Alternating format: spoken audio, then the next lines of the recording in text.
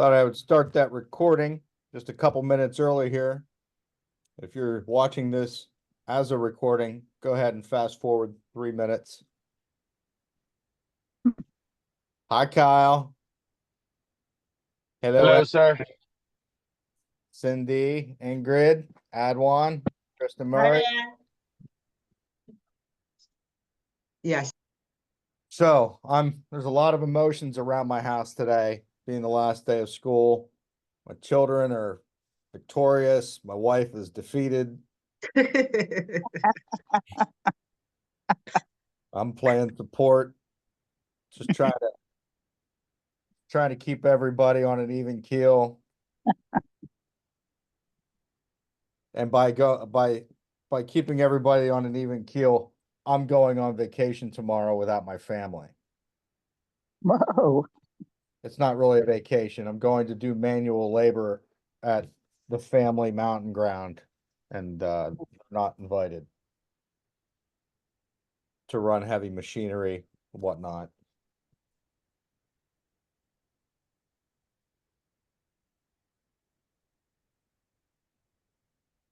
Anything else fun happening in the world today?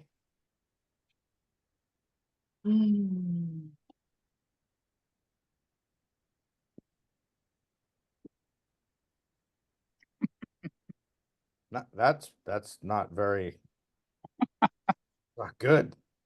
Nothing else.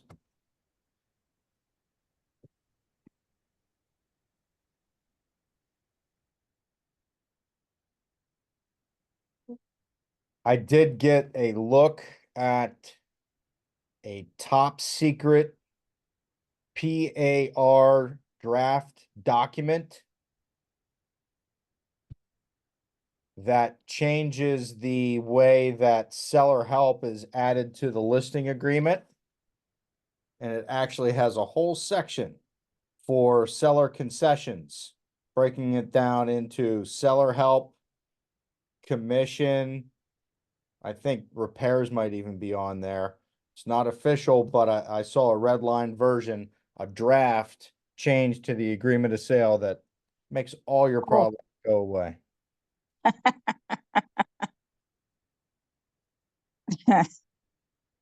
How's the DOJ thing happening? Oh, my buddies at Department of Justice. I don't know. Too soon to tell. I wouldn't think they'd be that bored these days that they had to bother us. Well, the file was still open. They were just tidying it up and we were making too much noise. So they're like, oh yeah, that.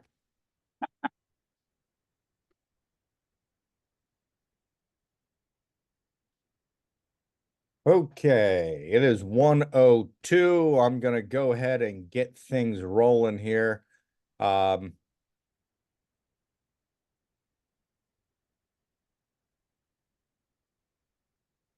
1 second. Bear with me. I was getting my presentation materials together.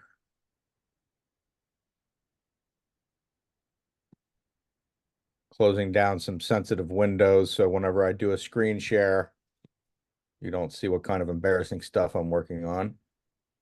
Okay, so this may be a little preemptive, but it came up in the rotation. I usually follow our buyer's agency discussions with a discussion on the listing agreement and how we represent sellers, right?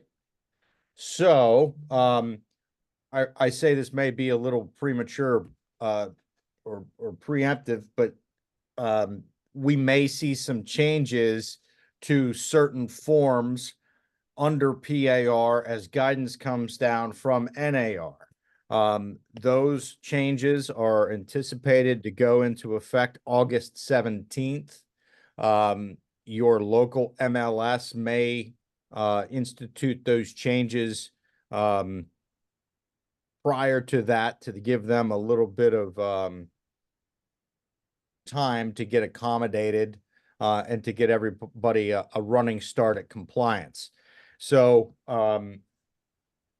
the changes we're talking about are as the result of the NAR lawsuit. and what may come from Department of Justice wouldn't necessarily influence our practice, but the advertisement of it, right? So whatever Department of Justice decides, I think is going to be just, you know, a little bit more nuance to the overall changes that we're going to experience. And I think I've expressed to all of you that I think those overall changes are going to be pretty minimal in practice for us, because in Pennsylvania, we were set up so that 90% of the things that came down as a result of this settlement were already in place in practice. And then another 3 or 5% of the changes that are being instituted from this NAR settlement were already in place at a company level. So requiring a written, a co-op, cooperating broker letter to show what that compensation was on both sides. A lot of those things are going to happen. Having a written buyer agency agreement, those things have already happened. One of the things that we're going to see from a practice standpoint is most likely going to be the requirement for a buyer agency to be signed before we show a home. And the question had been, is the seller going to be, or the seller's agent going to be required to ask for that information? And at this point, it doesn't look like the seller's agent, the listing agent, is going to be required to do that extra work to require that from the buyer's agent. That's going to be at a MLS level. So this shouldn't change your job as a listing agent. One more reason to go out and list something, because it's pretty much going to be the same thing, right? So let's talk about listing a house.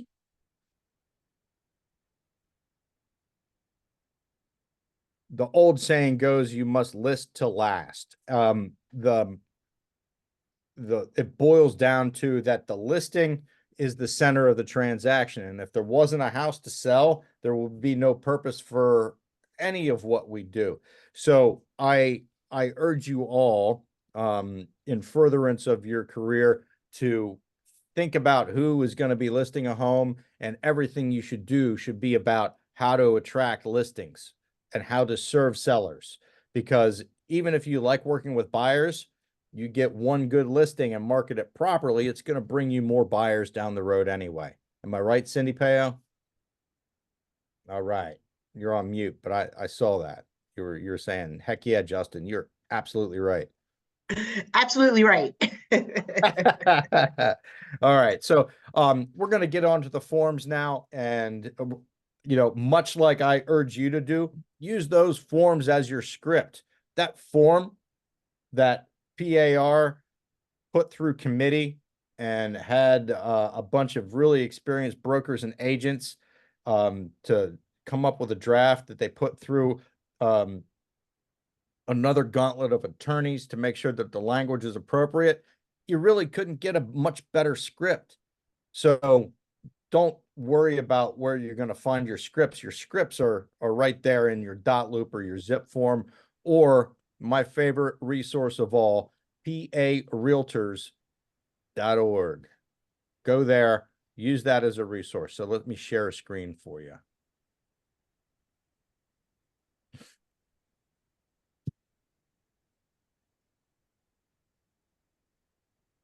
I got a little bubble here that says participants can now see my screen. I'm going to trust that. And you're looking at a dot loop that I put together with most of the useful forms that we're going to be using on the listing side. If you haven't read one of my favorite publications, that's the Guidelines for Preparation and Use of the Agreement of Sale, I urge you to go and get that for free at parealtors.org. It's about 48 pages of informative instruction. And the part that I like there is a really good description of agency relationships. It has a flow chart and everything. So if you love flowcharts as much as I do, you're really going to love that publication. Let's start with the consumer notice. Whoops.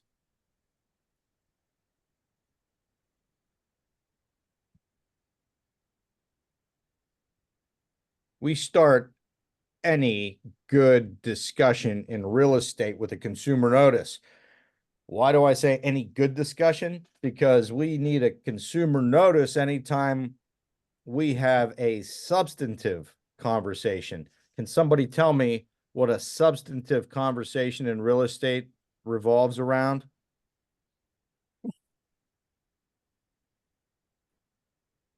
I call it the M&Ms. What does MM mean other than MJ Moss? Money and motivation. There we go. So anytime we're talking money or motivation, we should be thinking consumer notice. And my spiel, you're free to steal it, is this is not a contract. Says it right across the top, Mr. Buyer or Mr. Seller. But it is important enough to the legislation of the state of Pennsylvania that I describe to you the different services that I may offer as a licensee in the state of Pennsylvania.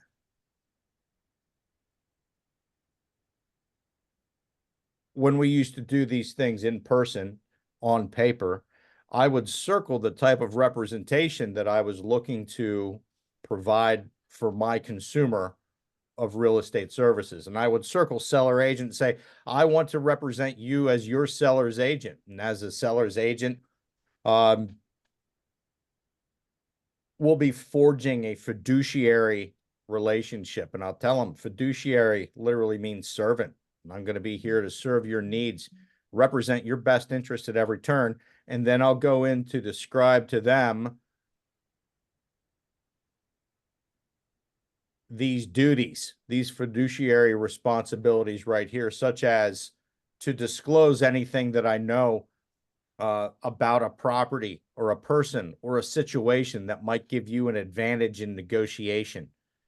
I will be loyal to you. I'll be obedient. That doesn't mean I'm going to wash your windows, but if you tell me to list a property at a particular price or submit an offer, that's what I'm going to do for you. A buyer's agent is going to be doing the same thing for their client on the other side of the transaction. And as a dual agent, I would be representing both parties in the transaction. So here's how I'm going to explain it to you as I explain to my clients. A dual agency relationship isn't something that just happens. It's not somebody calling on a property that I have listed and saying, hi, we've never met before, but I saw your nice sign out on Petersburg Road, and I would like to purchase that property. In my mind, that's not a dual agency situation. That's somebody walking into my real estate store and saying, I'll take that one. I have a pre-existing relationship built on trust with that listing or with that seller. To me, it's a slap in the face to offer that same level of representation to somebody I have never really met before. So I'll explain to that buyer, of course, you understand I work for the seller in this situation. That doesn't change my obligation to deal honestly and in good faith and to give you the information you need to make a good decision. If you feel that you need representation, I can designate another agent in our office, or that's because I'm the broker. You can say, we can find you another agent. I can refer you to someone who can assist you. And that's what we have as a designated agency situation. But to finish up the dual agency situation, I listed that property at Petersburg Road for a guy I've known for 30 years. I did, however, have some buyers that I had shown about 10 properties and wrote about 5 offers for. And if they want to buy that, that is a true dual agency situation, because I had a pre-existing agency relationship with both of those clients there. That's okay to me. That's a dual agency situation. So what's my duty there? My duty there is to basically like a doctor, to do no harm. I'm going to do no harm to either party. And it says here, as a dual agency, the licensee works for both the seller and the buyer. A dual agent may not take any action that is adverse or detrimental to either party, but must disclose no material defects about the property. Is that a different standard than what you would have as a listing agent anyway? No, you still have to disclose those defects. You're still dealing honestly and in good faith. But you have to have that written consent from both parties. You made a first mention of this type of relationship in the consumer notice to both parties. You mentioned it in your listing contract and your buyer agency agreement. And then it's also at the bottom of page 2 of your agreement of sale. So that's the consumer notice and how it relates to listing a property. Any questions on how you handle that? Okay.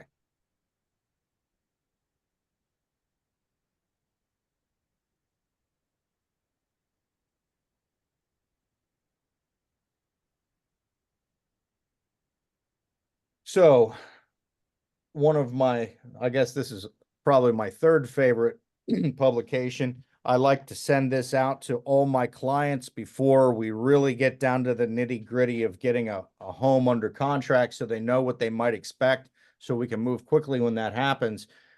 The reason I'm bringing up this consumer guide in relation to listings or seller agency here is there is a nice little discussion in here on agency relationship.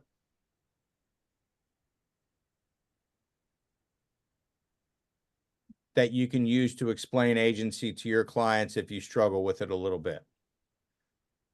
So be aware that's in there. There's, 40 some pages here that you can use to educate your clients before you get down to, actual business.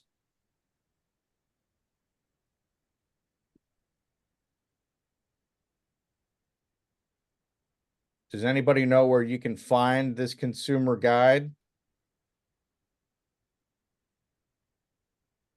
Anybody?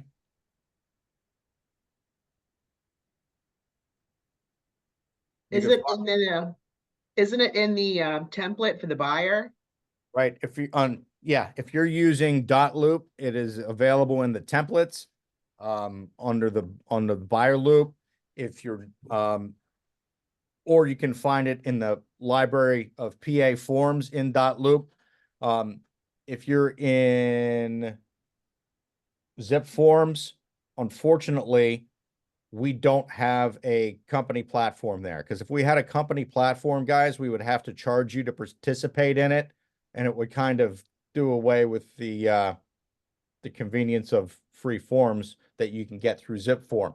But go to parealtors.org and you'll find it there as well. So it's going to be in the library of PA forms in Zip Form, but also in parealtors.org. So what else you're going to find in the library of PA forms? If you didn't know, now you know. There's a change to the listing contract after you get it up and running. We're going to talk about all the changes and all the sub forms before I go in depth on the actual form. Just to let you know what's out there, right? We've got the change to the listing contract, as easy as it could possibly be. It gives you all of the, top 4 or 5 things that you're going to be changing on a listing. If you're listing a manufactured home, if you have to, you've got this addendum right here. This is a great way to not forget things. As I said before, these are great scripts, guys. This helps you to remember what you need to do. All you need to do is go through this form. I'm listing a manufactured home. I'm going to print this out. I'm going to read it before I go on the appointment. I'm going to take it with me and I'm going to go over it with the seller. and we're gonna try and come up with all this information right there. Why is that useful? Because we're going to put it in the MLS. It's going to help us sell it. The more detail we can offer, the quicker people can make their decisions. There's also going to be community information and then information on the particular property. Another popular one, haven't used these too many. I've been seeing more and more short sales of late. This helps to define what a short sale actually is. It's a great dialogue for you. It asks you all the questions that you need to know to be effective in listing that property. Plus notices. The vacant land addendum, while not required, is very useful because it tells you the questions that you can ask. And these are, you know, like electric, gas on site, telephone, water, sewer, all these things as points of comparison on a piece of vacant property are contributors to value. And it allows you to kind of compare these to other properties. It also tells the seller of their additional duties, what they're supposed to do to be pulling their end of the load. And then good questions. You've seen this in the listing contract and the agreement of sale before. This reminds you to ask those questions. Is this in clean and green? And then additional disclosures. Since a seller's property disclosure is not required on vacant land, it's good to have some format to ask these questions, right? Just so you know what you're selling. And I think you're most effective when you have a good handle on what you're selling, so that when a buyer's agent calls you, you've at least contemplated most of the questions. Now, the guidelines for the preparation and use, again, I'm just going to keep on saying parealtors.org because it's such a valuable resource. Every form in the Pennsylvania Forms Library has a companion piece that is generally twice as long as the actual form because it goes into detail on every point in that form. And it tells you how to use it, gives you general notes on usage. Often they give you practice tips and then notes, other things that you need to know. And then nice bold print on some of the big things. The reason I really put this in here, there's some stuff that we're going to be contemplating going forward here, right? As the world kind of settles into a new normal on compensation post uncoupling from buyer's agency and seller's agency, we may get into some more creative compensation models, right? We're going to be talking about that over the next 6 months, more than we have the past 6 months. And one of the things that I want you to see here is the fee explanation. All right. Paragraph 5 talks about the broker's fee, reiterating that the fee is negotiable.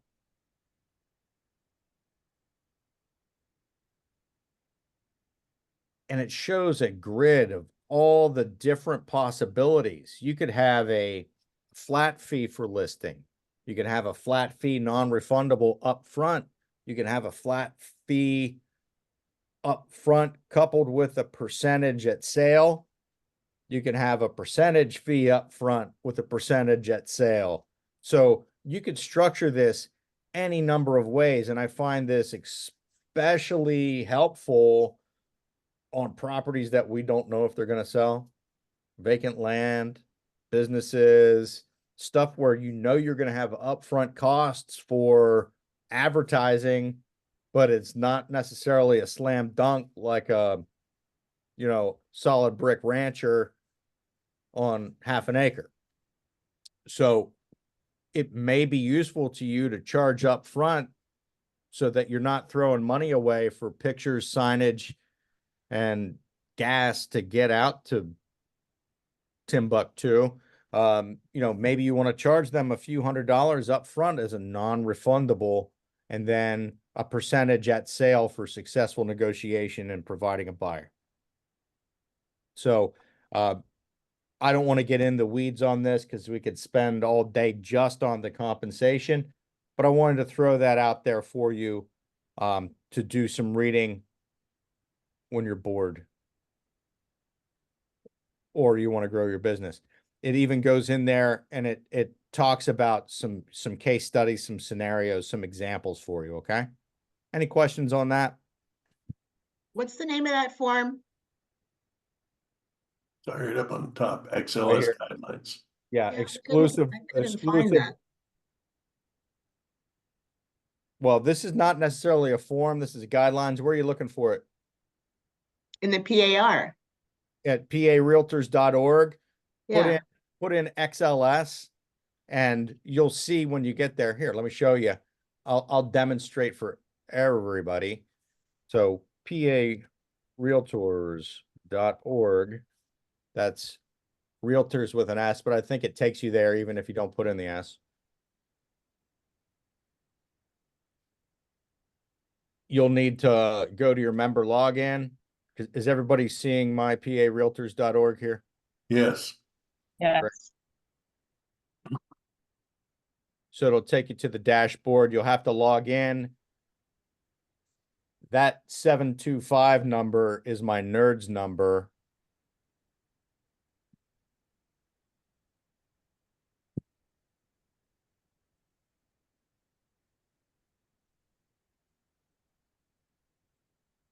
And then if I'm looking for a form or even a topic, you can see my list of recent searches: emotional support animals, service animals, laws, regulations, manufactured homes.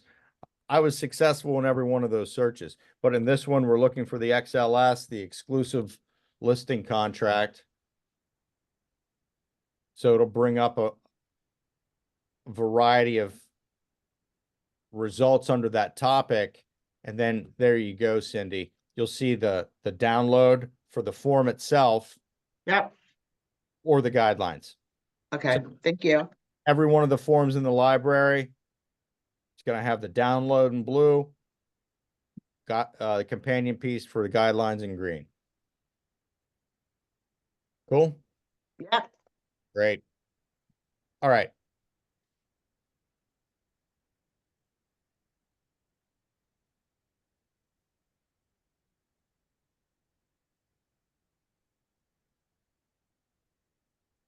So everything we talk about here, you can either go back and watch the video, but if you really want to drill down on what your obligations are, there's 20 pages in the XLS guidelines for a 7-page form. So that's 3 to 1. They're drilling down on the details there. All right. Broker, piece of cake. That's Iron Valley Real Estate, whatever your denomination. Licensees, you. Company address for your particular location. You're going to put your information here. The state comes and audits me. They look for this info. It's going to be super helpful for you later, or for your broker or your admin. The more complete you are in this information, the more we can help you if you wind up in jail for the weekend or go on vacation or whatever. We can cover for you. So put in the seller. Give me the seller's mailing address, a phone, an email.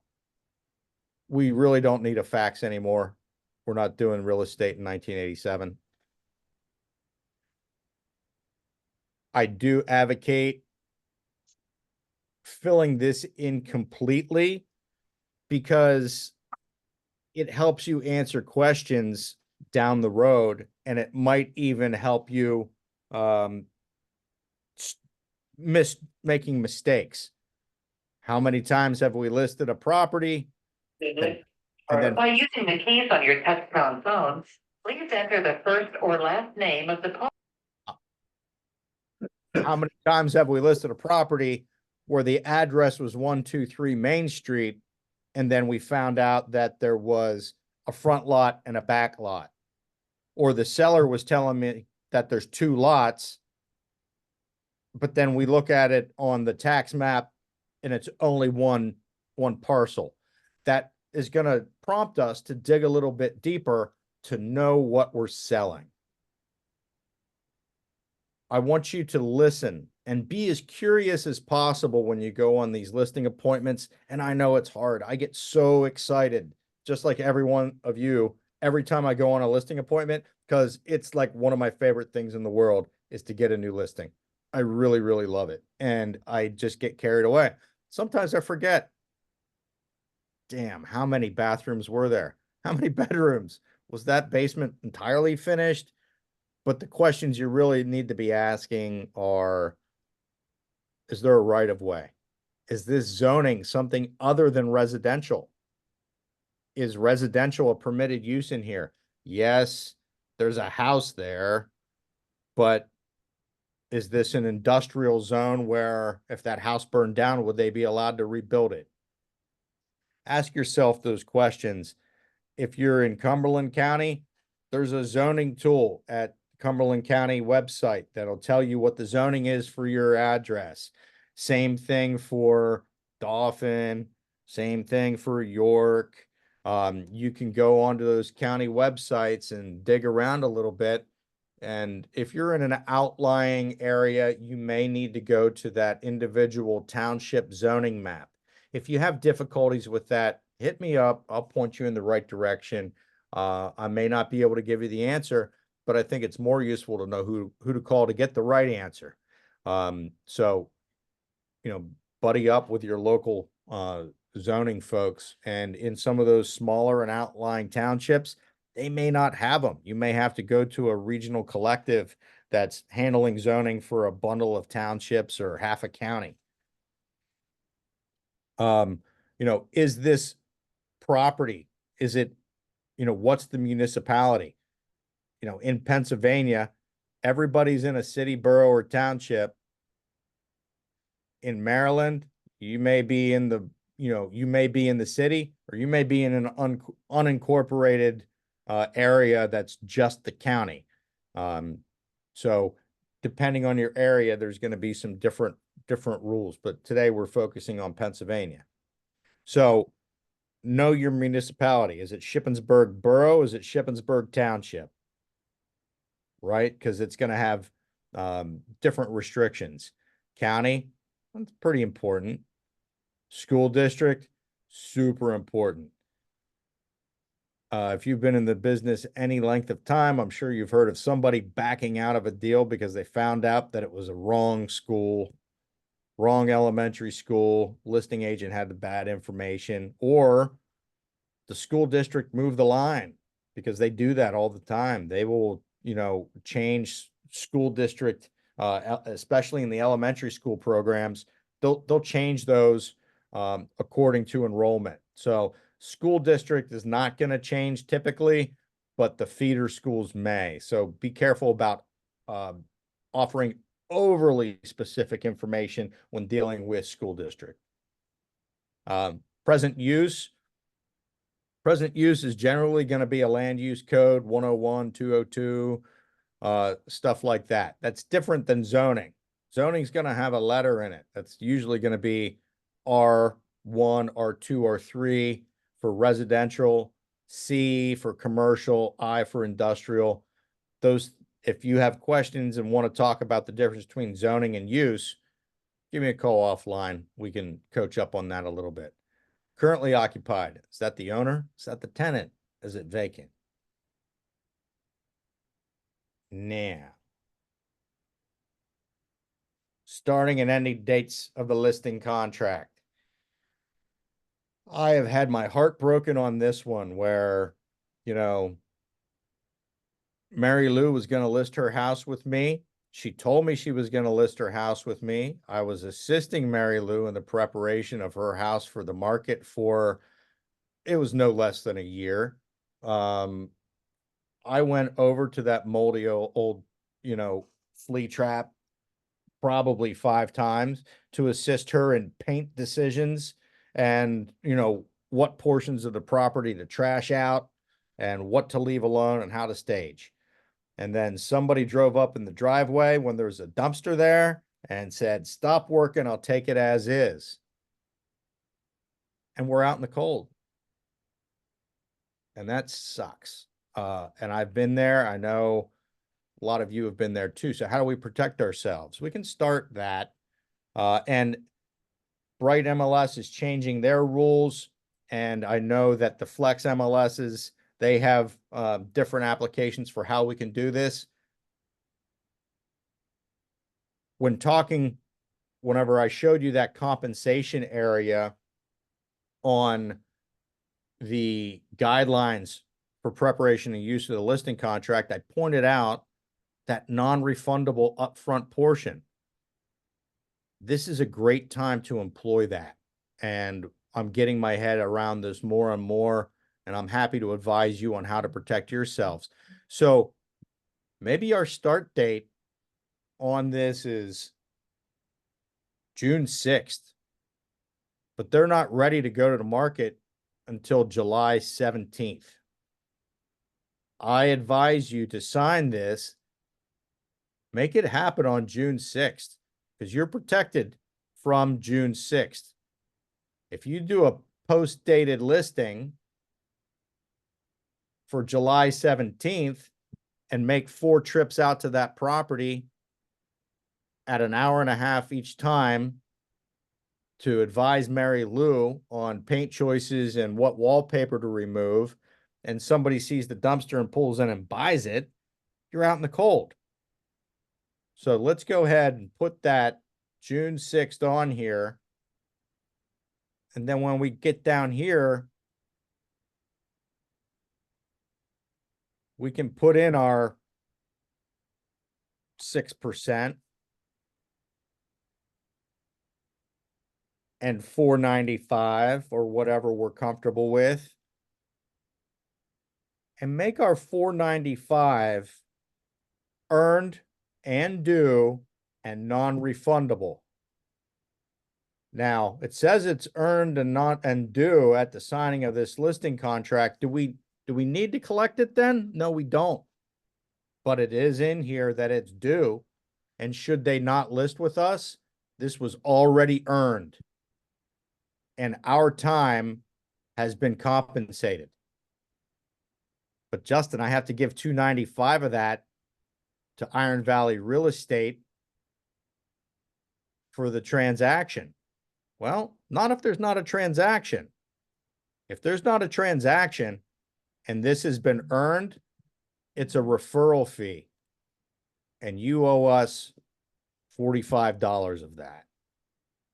$45 per 500. And there you've been compensated for your time advising Mary Lou on how to get cat pee smell out of a basement. So that's just a note for use there. You want to talk about that more. You have a situation where it's delayed entry and you want to talk about that, hit me up. I'm not going to go into the particulars on delayed entry right now because the MLS rules are prone to change between now and implementation of the NAR settlement. I know for a fact Bright is changing their delayed entry rules. They're coming soon rules with those other implementations on August 14th. I would anticipate Flex is going to be moving some stuff around at the same time. All right. So hang loose on that. Just know, I want you to get your wheels turning about how to protect yourself as a listing agent and a buyer's agent for the time you spend with a client, not just when you get to the finish line. And that's what I want to do for you guys is help you to find value, to get paid for the time, you know, on those singles and doubles that you hit, not just the home runs. Okay. Dual agency. Here's your notification to your client. and this is where I have the discussion. Hey, if I don't have a pre-existing relationship with a buyer and they call on your sign, I work straight for you. And I'm not even going to work for that buyer's agent if you don't condone it. If you tell me that I need to refer them out to another agent to help with a portion or all of that negotiation, I'm going to do that. But I want you to know, you as the seller, you're in the driver's seat and I work for you. But if I had the opportunity to control the whole transaction and save you some money, would that be all right with you? It's okay to have a separate addendum on compensation. And if you read the guidelines there, Cindy, that you downloaded, it's going to talk about another form. If you want to put together another form showing the different fee schedules, and as we come to a more solid kind of a policy statement from NAR and the MLSs, I may put something out like a template for you guys to come up with a kind of a pricing structure for yourselves, if you want to, or we can work on those one-on-one. But my conversation has changed from I work for 6% and pay 3% or 2.5% to a buyer's agent to incentivize traffic. I've kind of changed my delivery a little bit in anticipation of future things to I work for 3%. We need to figure out what we're going to pay a buyer's agent to incentivize their traffic. Because I have had more encounters with educated sellers saying, I don't want to pay a buyer. Well, I advise against that. However, if it's between me and them, I'm going to try and feed my family first. So, I've had this discussion for years. If I'm the only agent involved, rather than working for 6%, I'm happy to list, I'm happy to do that transaction for 5% or 4.5%.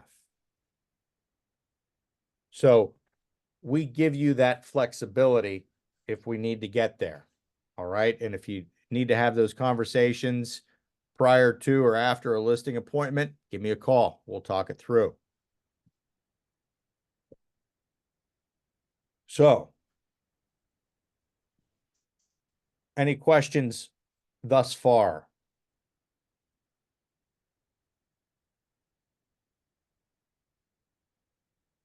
If your seller straight up tells you, I don't want you doing dual agency, there's a form for that. It's called the opt-out.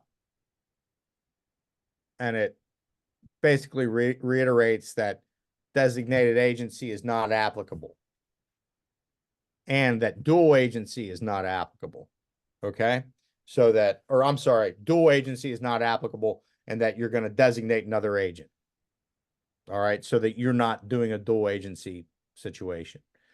So when do we get paid? The seller will pay the balance of the broker's fee. So if you already collected $495, right? You already earned that $495 or your $395 or your $295 or of, your $995. Yeah, that's right. I saw a $995 transaction fee the other day on a listing. So they collected like 3% plus $995. I know one of the big teams around here, they do $895. I tend to do a lower broker fee on the listing and a higher on a buyer. That may change. If I have a super needy seller, that's going to be a higher broker fee. If I have a divorce, it's going to be through the roof because divorces aren't smooth, period. So the seller will pay the balance of the broker's fee, anything that wasn't previously earned, if the property or any ownership in it is sold or exchanged during the term of this contract by the broker, the broker's licensee, the seller, or by any other person or broker at the listed price or any price acceptable to the seller. So I think it's important to describe to the seller up front that you're due your fee no matter who sells it. That's why it's in bold print. And it's very easy for us to ignore, but it's important, and I think that you should talk about it. The seller will pay if a ready, willing, and able buyer is found during the term of this contract by the broker or by anyone, including the seller. A willing buyer is one who will pay the listed price or more for the property, or one who has submitted an offer accepted by the seller, or negotiations that are pending at the ending date of this contract result in the sale, so they don't relist and it still sells, or a seller signs an agreement of sale, then refuses to sell the property, or if a seller is unable to sell the property because of failing to do all the things required of the seller in the agreement of sale. That's seller default. This happened to me years ago where a seller backed out. And ended up going to court for 4 years, and then she passed away. That's unfortunate. I never got paid.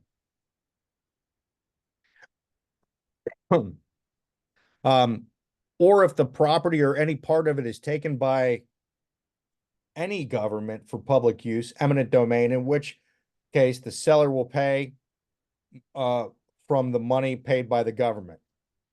You may have to wait on that. That takes a minute. Because the government's going to come and they're going to appraise the property, and then they're going to study it for a year. And then there's an appeals process. That's like a 2-year, 3-year process, eminent domain. So don't hold your breath, but keep that listing active.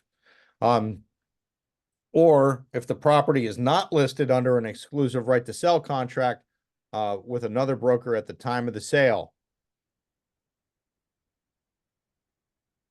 I'm sorry, I skipped ahead. So if you put 7 days on here and your contract elapses, right? So it expires and the property sells within 7 days, you still get paid. If the buyer was shown or negotiated the property during the term of this contract, and the property is not listed under an exclusive right to sell contract with another broker, right? That's not ors, those are all ands. So you need to satisfy all 3 of those conditions to be paid. If all the work you put into on this property for 6 months doesn't bring you a buyer until the day after it expires. They have to have seen that property during your time on market. Can your seller wait 7 days without a whole lot of grief? Yeah. In fact, if it sells within 7 days, it was probably negotiated during that time period. What about 90 days? Is the seller willing to wait 90 days? Probably less likely. So put some consideration into what numbers you put in there. But be reminded, all bets are off if the property is listed with another broker. So if you spent all the time and energy on this and they go out and list with somebody else the day after your listing expires, I'm sorry, friends, you're not going to get paid on that one. Just the way the cookie crumbles sometimes. Now, if a sale occurs, balance of the broker's fee will be paid upon delivery of the deed or other evidence of transfer of title or interest. That could be an installment sales agreement, something along those lines. If the property is transferred by an installment contract, the balance of the broker's fee will be paid upon the execution of the installment contract. An installment contract is basically a rent-to-own agreement where the title does not transfer, and that could be 3 months, 3 years, or 3 decades. Any questions on fees and how that works? Now, the broker's fee, if settlement does not occur, let me point out This is if a deposit has been collected. So you are under contract and the settlement doesn't occur and the buyer keeps the deposit. A lot of people put in 50%. You could just as easily put in $495 so that you get your broker fee or a double broker fee. So remember, that $495 up front, that was earned and not refundable. You could have collected that $495. You could collect another $495 here if you have transacted this and your seller, your buyer walks away on, the day of closing and your seller keeps the deposit. You may be entitled to keep that $495 from deposit monies. I have put on here in the past that I'll keep 50% in the case of dispute. So in general, I'm sorry, not $50.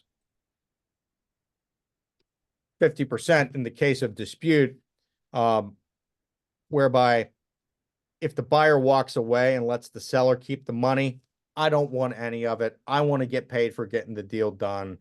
And the seller, you keep that money as a hassle tax. But if we end up going to mediation or litigation, that's going to eat up a bunch of my time, then I request to be compensated for that additional work at an amount of 50% of what the earnest money deposit might be. It's up to you how you want to value your time. I think it's pretty easy, to put in some sort of broker fee there. Again, that's just like a referral. Compensation of other brokers. Sub-agency. I've been involved at this point in probably 5,000 transactions or so over 17, 18 years. I've never seen a sub-agency. So we don't practice it. It's just kind of a dinosaur. That is something left over from the days of old before buyer agency existed. Okay. Where, in the old days, the broker, everybody in the brokerage represented the seller. So there was no designated agency. Okay. So everybody in the brokerage, if it was my listing and Cindy, didn't even know that seller, she would still be a representative of that seller, right? That is a non-designated agency brokerage policy. We practice designated agency. So sub-agency does not apply to us. Okay. So you can just save the brain space by not learning about that today. Buyer's agency. So this would be if we are guaranteeing that we will incentivize traffic to the tune of, we listed it for 6%. We are going to guarantee that, every buyer's agent will be offered 3%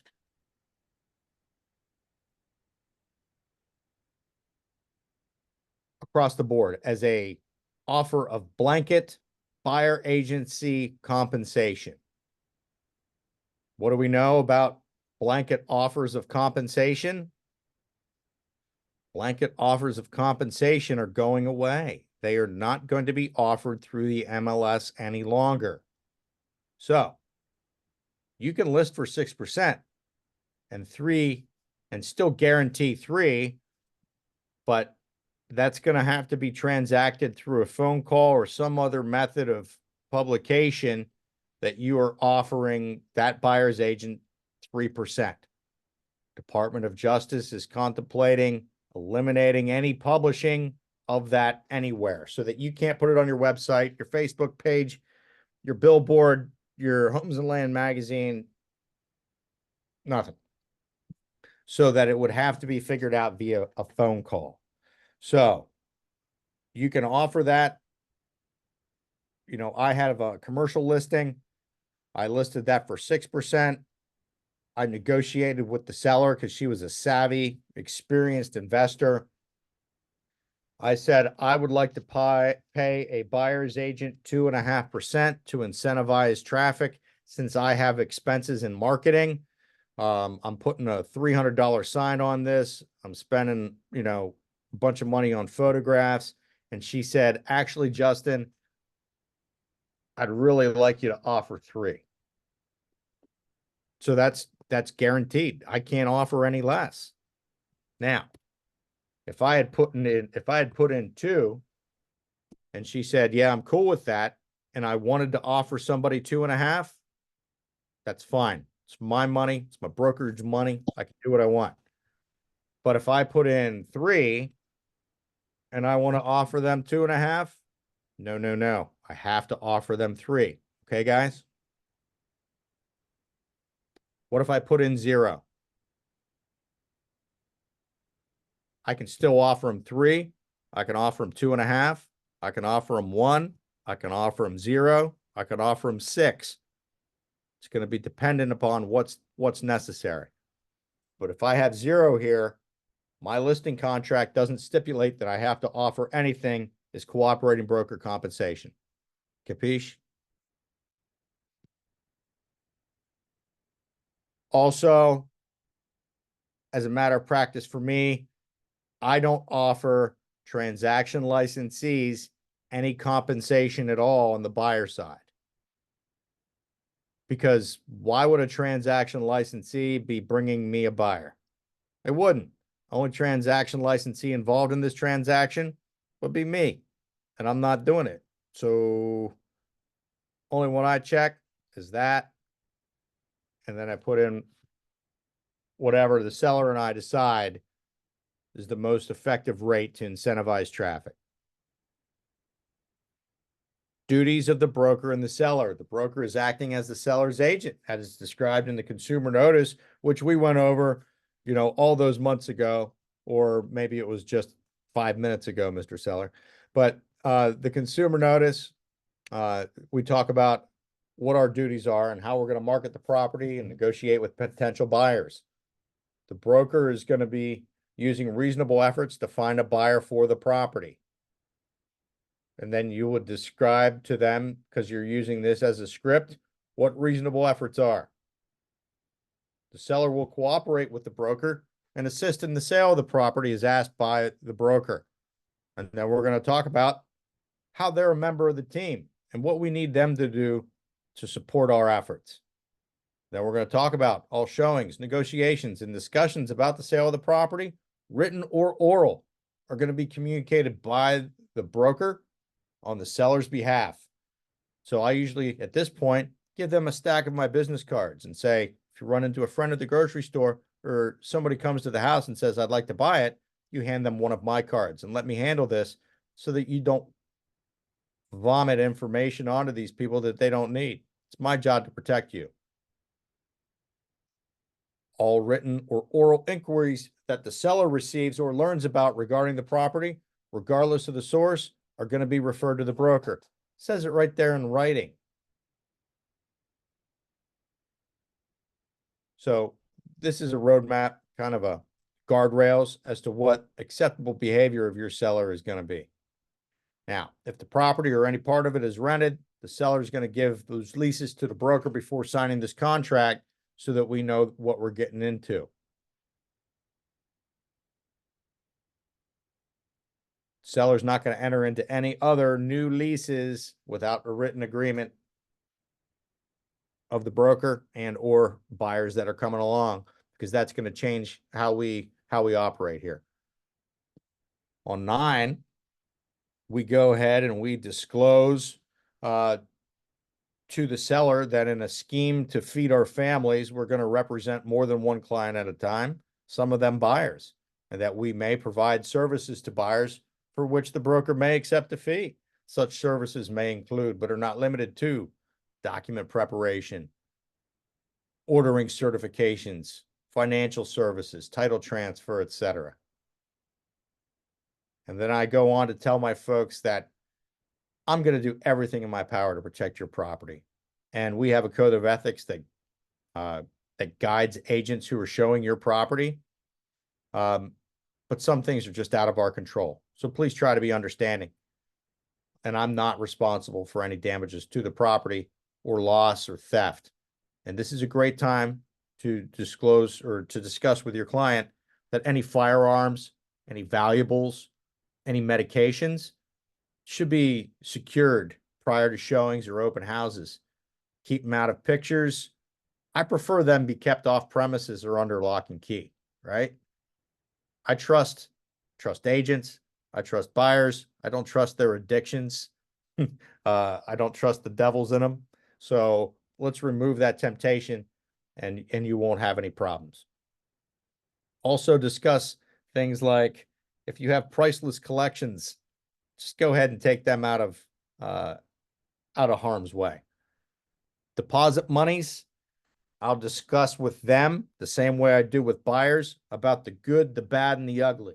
Deposit monies are going to be held as surety that buyer is not going to walk away for no good reason. And there's 3 ways to release that money. The good, the bad, and the ugly. In a good situation, that buyer's going to go, or that money's going to go on behalf of a buyer to the settlement table as part of a satisfactory resolution to the transaction. In a bad situation, they're going to do an inspection or they're going to find something that they don't like and back out because of a contingency that's guaranteed by the agreement of sale. Ultimately, they'll find another house and you'll find another buyer. But in an ugly situation, somebody backs away for a reason that's not protected by contingency, and then it's up to the brokers or mediation or even litigation to figure out what we do in that situation. So that's the good, the bad, and the ugly. And that talks to deposit money. Other properties. Part 2 of my scheme to feed my family, I'm going to list more than one property if possible. Try and sell them all. Additional offers.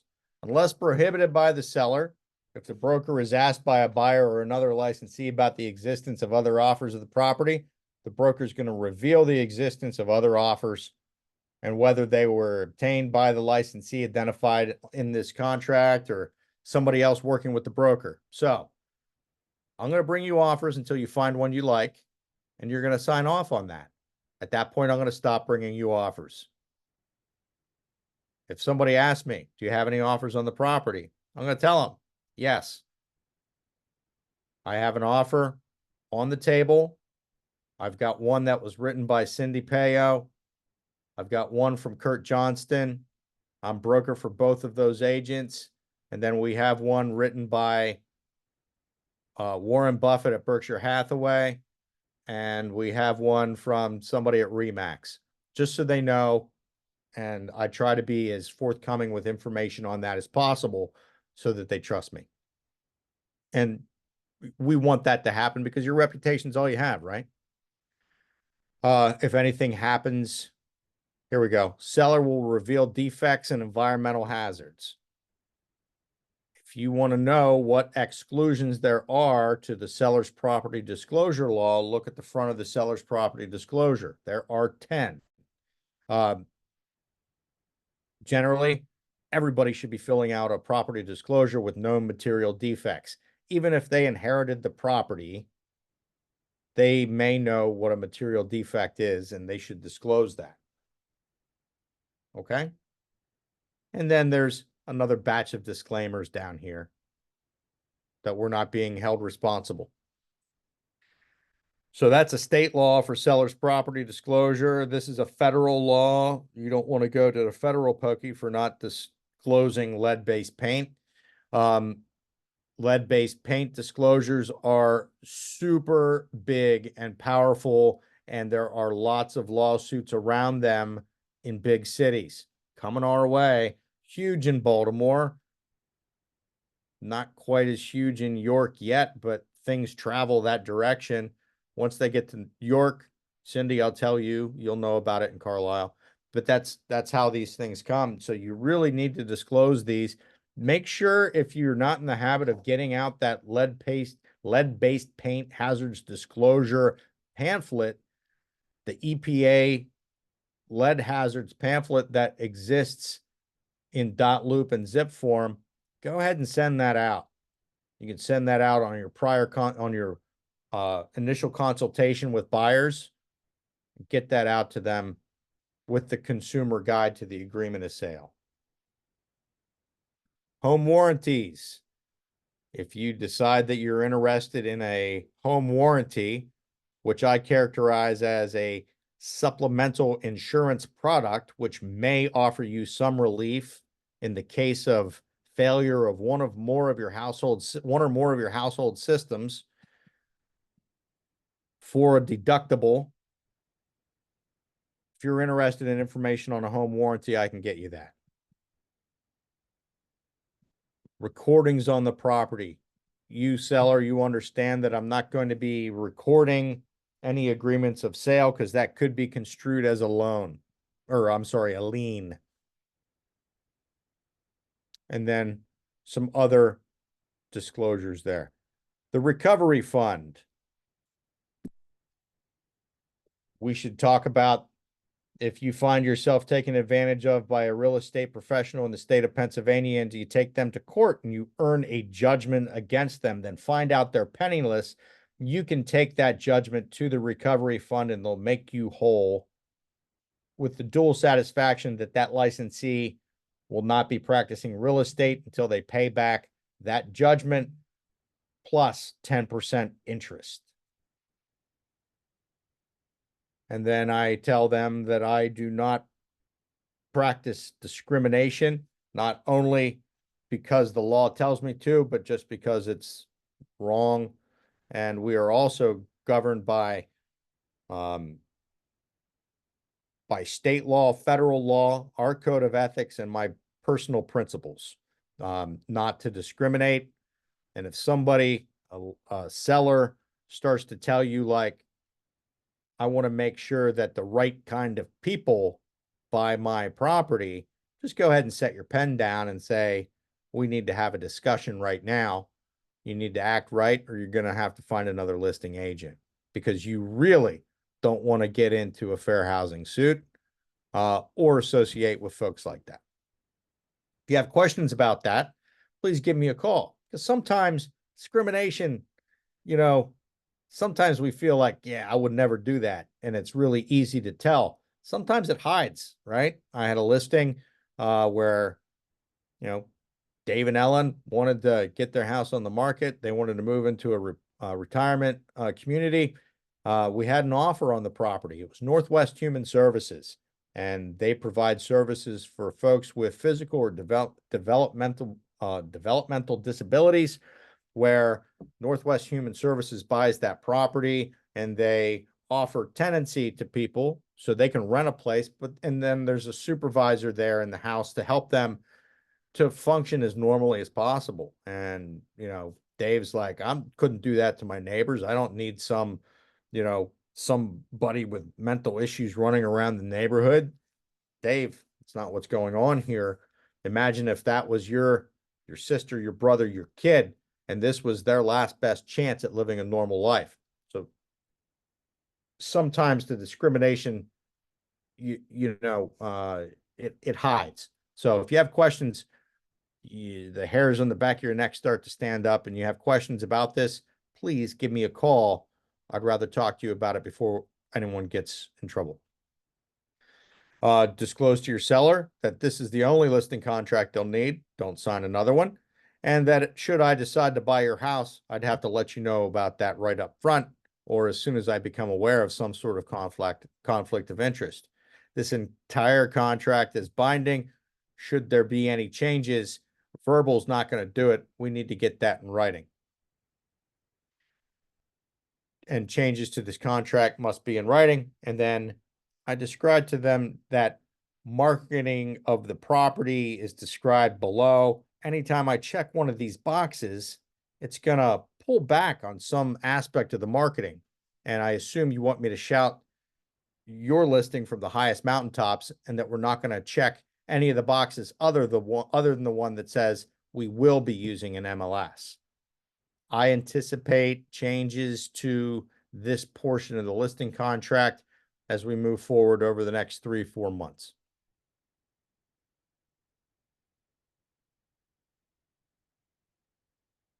VOW, virtual office website, IDX is, the feed that we're familiar with. If you checked any of these boxes, they would disable automated estimates or comments allowable on some of those websites, Zillow, whatever. I don't check them. You could, and then those correspond to fields in the MLS if your seller so wishes.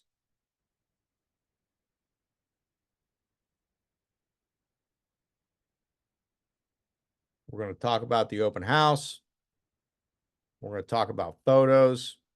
And then we're going to talk about publication of the sale price. We can't do it in secret. And then we're going to talk about copyright. Mr. Seller, I would appreciate it. PAR would if you don't use our document for fun or for personal gain. And then fixtures and personal property. We have an items to convey worksheet. I encourage you to use that. It goes into detail, makes it a very easy conversation. Also read this fine print. Screen doors go with the house. The window covering hardware, the shades and the blinds and the awnings. Have that discussion so they're not surprised.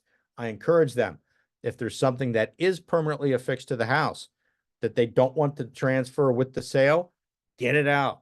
Get it out before the listings, get it out before the photos. If you have a priceless fish sculpture that was made by an Indian shaman and is like personally important to you, and it's attached to the house and it's there during the showings, somebody's going to fall in love with that and try and make it a part of the contract. And you're going to be upset. And you're going to tell them no. Make sure that you publish that before we get there. Have those discussions. This is a good time to discuss taxes, special assessments. If you would like to know more about FIRPTA, or the Foreign Investment in Real Property Tax Act of 1980, our corporate partners are going to be offering an online training session about that coming up. Hang on, I'll give you the date.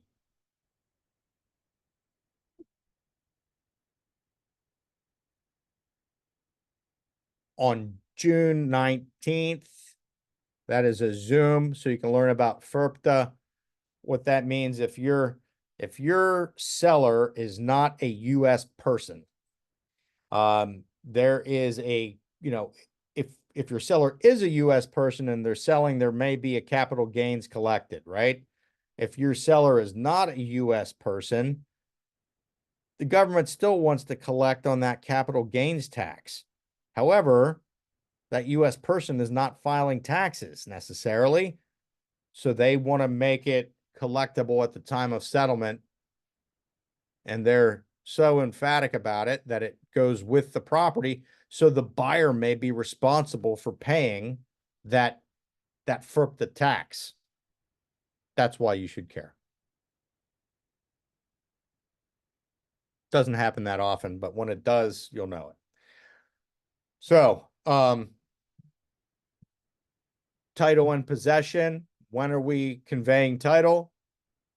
In central Pennsylvania, we don't necessarily have to worry about oil, gas, or mineral rights. The further to the north or the southwest that you go, the more common those occurrences are. I think I see Angie vaguely nodding her head that she's aware of oil, gas, and mineral rights not conveying with the property. Does that affect the value? It could. If you encounter that and you haven't done it before, call me. We'll get to the bottom of it. any judgments, any past due property taxes, any federal tax liens. We should talk about that now. That could slow down your tax or slow down your sale, and it could impact the proceeds that you're walking away with. This is a great time to talk about buyer financing. Cash obviously is king. Conventional mortgage, generally the appraiser is going to come out and make sure that the collateral or the home meets the loan. An FHA, VA, or USDA mortgage, anytime you get into the alphabet soup, there's going to be additional hoops to jump through because the appraiser has an extra set of check boxes on the appraisal checklist to make sure that the investor or the loan guarantor and the American taxpayer are protected. And you can talk about what those hoops look like with your seller. The Office of the Attorney General has not pre-approved any special conditions or additional terms added by any parties. There are additional terms in this contract. Make sure that they are plain and legal. And then you can add special clauses. Many of those special clauses we went over at the beginning of this training to talk about the short sale addendum, the vacant land addendum, and property description or the seller's property disclosure. Also, another time we'll talk about the consumer fees addendum. If you're doing anything above and beyond just listing a property, you may have the ability to charge extra. Or if you're trying to figure out how to charge a client in a non-cookie cutter way, talk to me. Often they fit under the consumer services fee addendum. We'll be talking more about consumer services fee addendums and compensation over the next 3-4 months as things kind of progress. So, with the end of that, we are at the end here. I'm going to quit droning on. Does anybody have any specific questions about the listing contract or seller agency? I hope that that was something new for some of you, or at least a good refresher for most. Any comments, concerns, questions? What do you got? Cindy Peo. Can you go over how you speak to the foreign investment and real property tax again? Just like what do you say whenever you're talking to a seller? Are you a U.S. citizen? Yeah, All right, next. but what if I say no? Do you file taxes in the United States?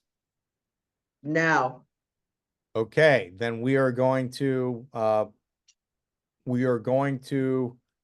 to fill out an affidavit prior to closing, depicting how we are going to be. We're going to have to make the buyer aware of it, and we're going to have to make accommodations for payment of the FERPTA tax at closing. Okay, That that's it.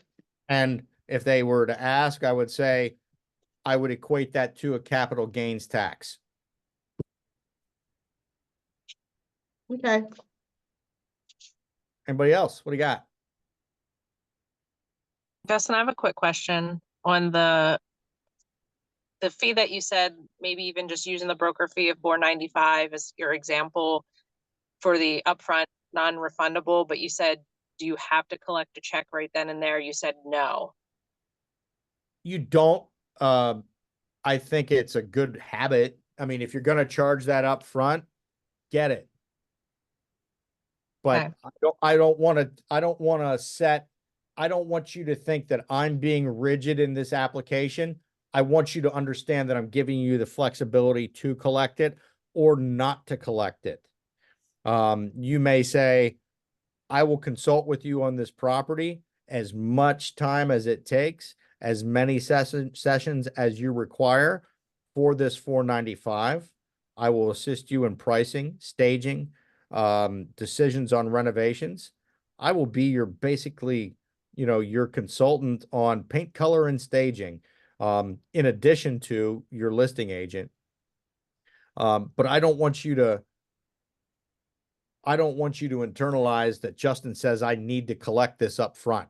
I want you to internalize that I'm giving you the flexibility to do that and to protect yourself and to charge it at any time through that, as you see fit. Okay. Would it be safe to say then, you say that this is non-refundable, it's due at the time of signing, however, only in the event that you don't close. If you decide to sell this, yeah, that's it. If you don't close or you decide not to move forward with listing your property, I ask that we settle up at that time. It compensates me for my time and energy. It's what Mrs. Hovetter expects. I mean, after all, I have been away from my wife and children for this many hours. It'd be nice if I'd be able to pay the rent. Thanks. Yeah, and I'm not sure whether you answered it there or not, Justin. My question would be like, if you had in there, let's say $500, can that be done in a way that instead of in addition to the 3%, that it's part of the 3%?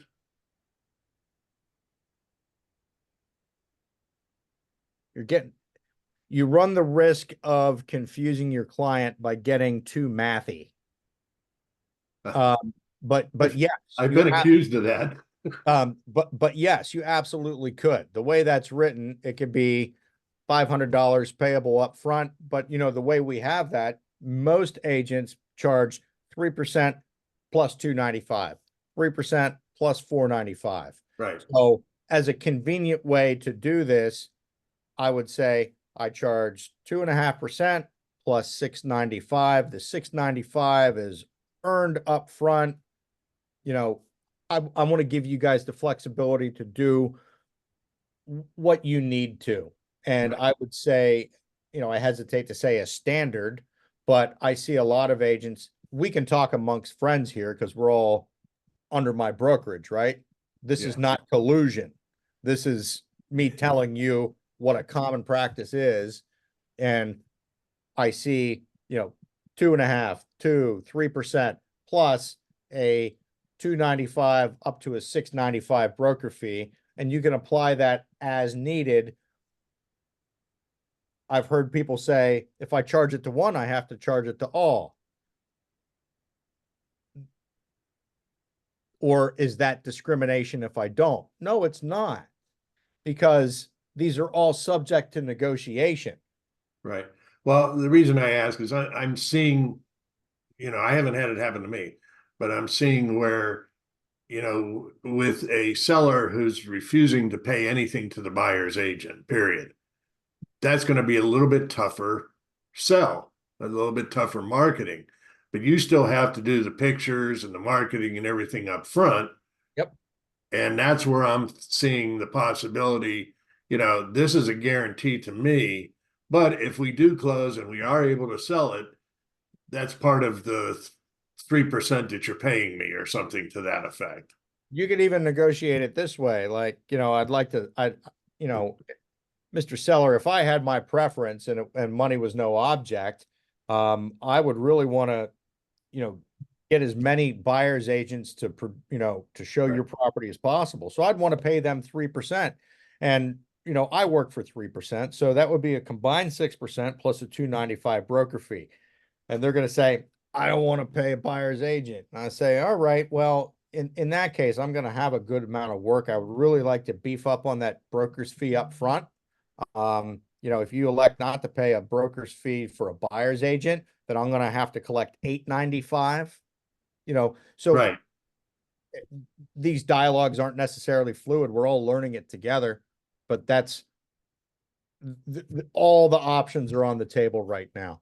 And until the market settles down and consumer expectations kind of congeal in a couple of different channels, we're going to see all the options used. And I'm going to study them and I'm going to say, all right, guys, I saw these 42 different versions of compensation. These three seem to work the best. So this is going to be an adaptive process. Okay, thanks. Yep.